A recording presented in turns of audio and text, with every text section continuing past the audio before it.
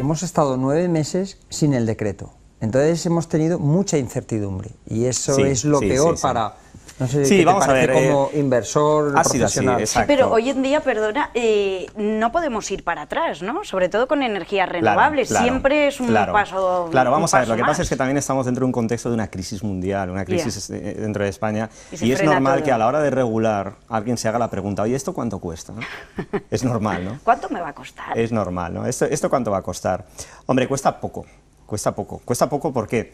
Porque realmente no estamos metiendo la factura que nos tendría que pasar el Departamento de Medio Ambiente en cuanto a la posible, bueno, a lo que va llegando de efecto invernadero o lluvia ácida, ¿no? El día que nos hagan pagar en la tarifa eléctrica ese tipo de daños al planeta, pues realmente la energía será tan cara que la energía renovable será la única que podríamos llegar a pagar, ¿no?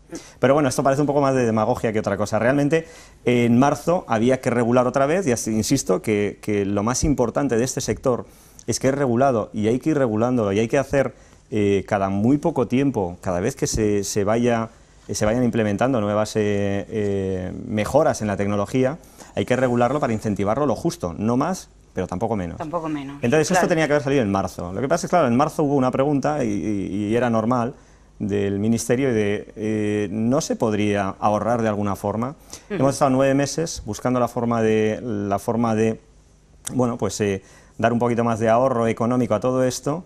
Y realmente, bueno, al final ha quedado un Real Decreto, yo de verdad ¿Como lo esperabais?